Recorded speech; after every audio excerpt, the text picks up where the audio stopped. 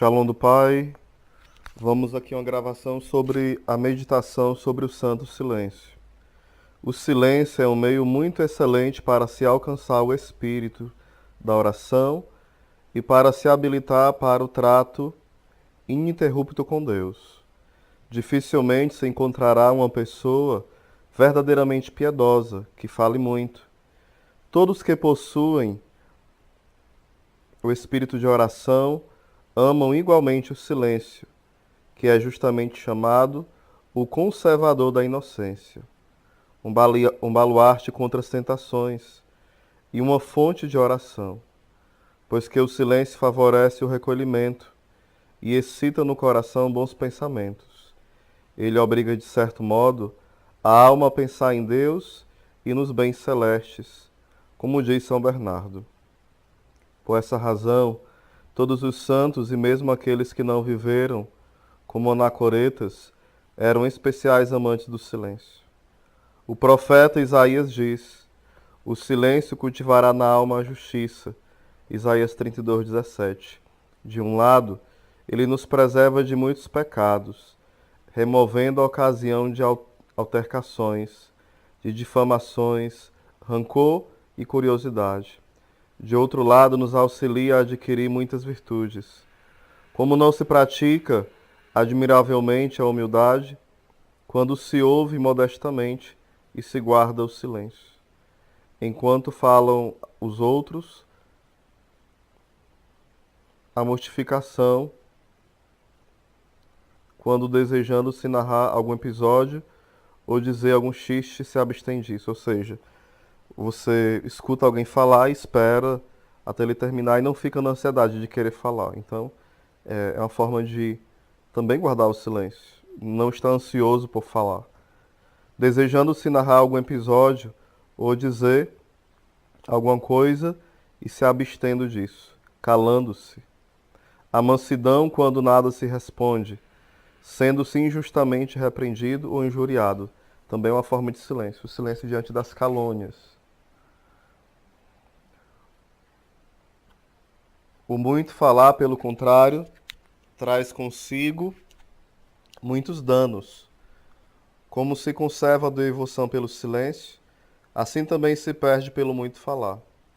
Por mais que se esteja recolhido durante a oração, se depois não se vencer no falar, está-se-á logo distraído, como se não tivesse feito oração. Abrindo-se a tampa de uma estufa, o calor se evapora em curto prazo. Evitam muito falar. Admoesta São Doroteu, porque ele expele os bons pensamentos e o recolhimento em Deus. É fora de dúvida que uma pessoa que fala muito com os homens, pouco se entretém com Deus, e que Deus, por sua parte, pouco fala com ela. Segundo suas próprias palavras, ele conduz a alma à solidão, quando lhe quer dirigir a palavra. Eu a conduzirei à solidão e lhe falarei ao coração. Oséias 2,14. Aqui uma meditação muito bela que os santos também fazem é o seguinte. No Antigo Testamento, o Senhor escuta o coração do homem e se inclina no peito do homem, como fala em Oséias 2,14. Já no Novo Testamento, o Verbo se fez carne e o próprio homem, ele coloca o ouvido no coração de Deus, no dia da Santa Ceia. Esse coração que está como em chamas de amor, que arde de desejo por demonstrar o seu grande amor na cruz, no mistério pascal, cruz e ressurreição. Então, muito belo essa mística de esponsalidade.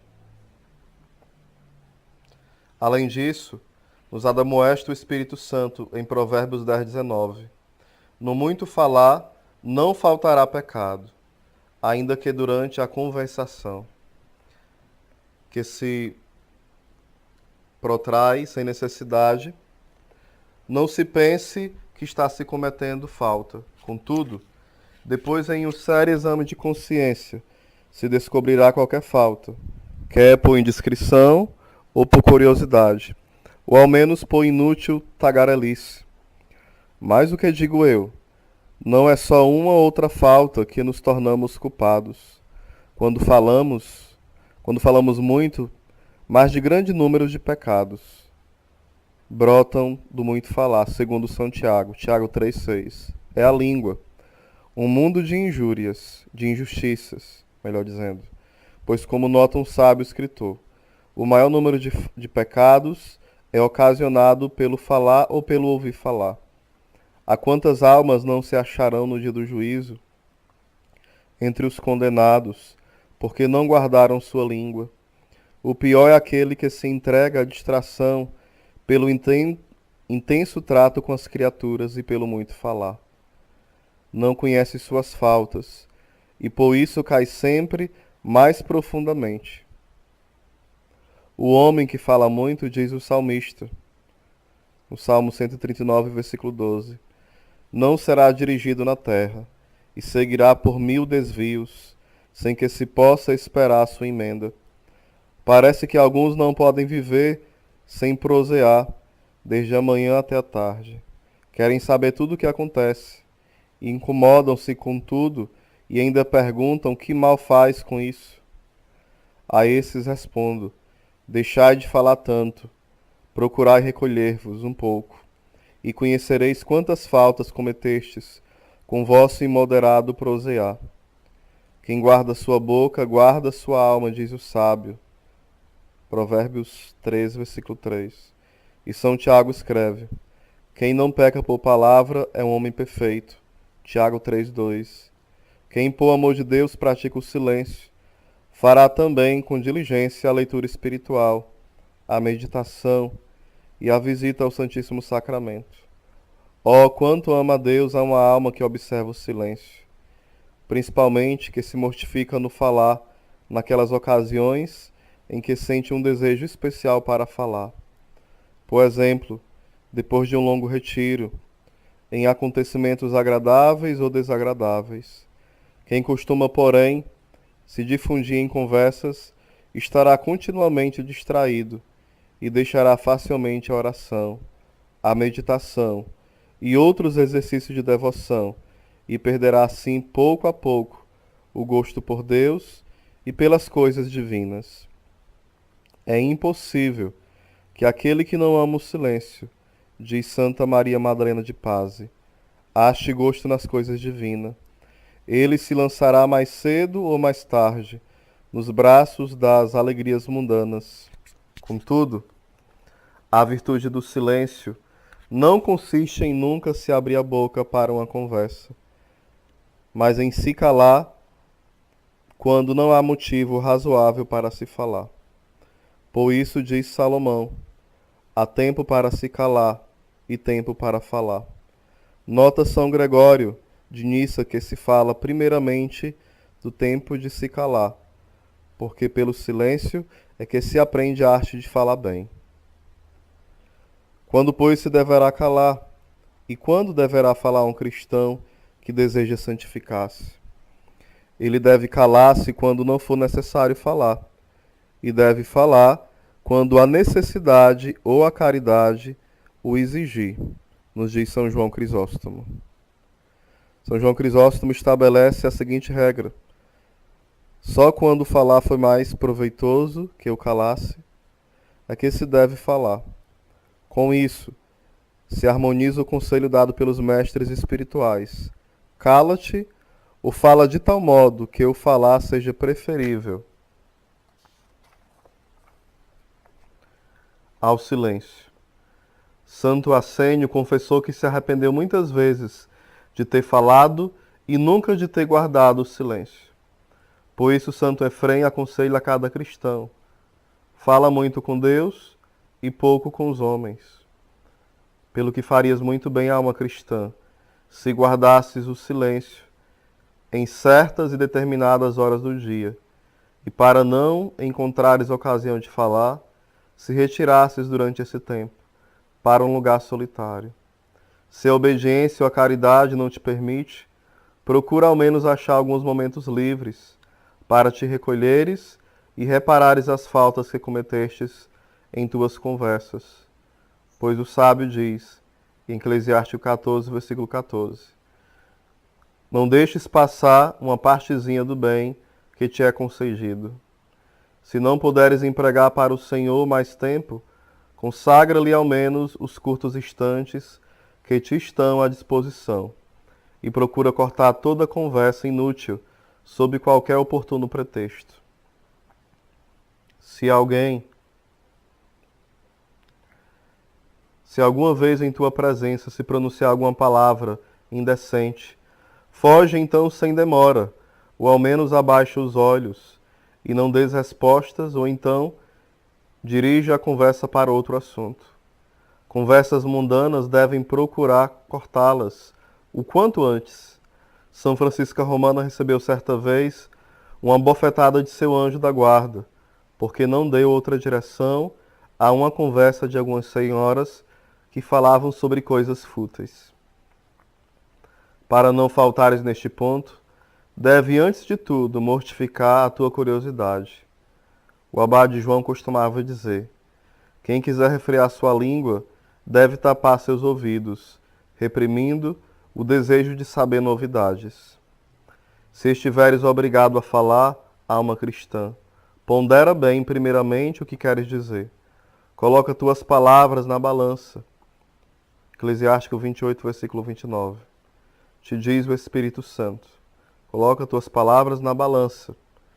São Bernardo diz que as palavras deveriam passar 2 vezes pelo crivo da apuração, antes de chegarem à língua, para que não se diga o que não é útil declarar.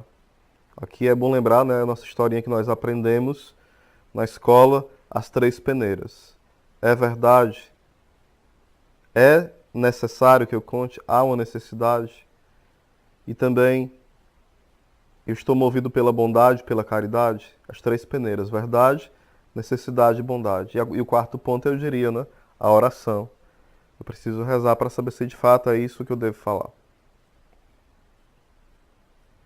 São Francisco de Sales exprime o mesmo pensamento com outras palavras. Para não se faltar na conversa, se deveria ter a boca como abotoada, para que se pudesse refletir enquanto se desabotoasse no que se vai falar. Antes de falar, deves, pois, ponderar, primeiro, o que queres dizer? Se, por exemplo, com isso não ofendes a caridade, a modéstia ou qualquer um outro mandamento. Segundo, com que intenção falas? Algumas vezes se diz alguma coisa boa, mas com a má intenção, para se aparecer virtuoso ou então espirituoso. Com quem falas? Com o superior ou com o igual, ou inferior? Se na presença de adultos ou de crianças, que talvez poderiam escandalizar-se com tuas palavras. Como deves falar? Pois é teu dever falar com simplicidade cristã, sem afetação, com humildade, evitando toda expressão orgulhosa ou vaidosa, com mansidão, sem mostrar impaciência ou ofender o próximo, com discrição, sem querer ter sempre a primeira palavra, principalmente se fores mais moço que os outros, com modéstia, evitando interromper os mais e os demais que falam. Além disso, deves falar com voz moderada e evitar todas as expressões e gestos que são próprios de um mundano. Finalmente, deves te abster de rir de forma imoderada, pois isso de forma alguma está bem a uma pessoa que deseja viver de forma piedosa, como nota São Basílio. Um riso moderado, porém que denota a alegria do coração. Não é nem contra a civilidade, nem contra a piedade. Modéstia e alegria é o que deve luzir no procedimento de um bom cristão, e não melancolia, tristeza, desalento. Por isso desonra a piedade e induz a crer que uma vida dedicada a Deus ocasiona, em vez de paz e alegria, unicamente tristeza e tribulações. Por isso, o cristão deve ser marcado pela alegria, como diz São João Bosco. Um cristão triste é um triste cristão. Então, também como fala o Frei Raniero Cantalamessa, e tantos santos, né? Tantos santos que também falam sobre isso. A alegria é o maior exorcismo contra o demônio. A alegria verdadeira, sóbria, que vem do Senhor. Como fala o apóstolo Paulo na prisão, na carta de Filipenses. Alegrai-vos, repito, alegrai-vos no Senhor.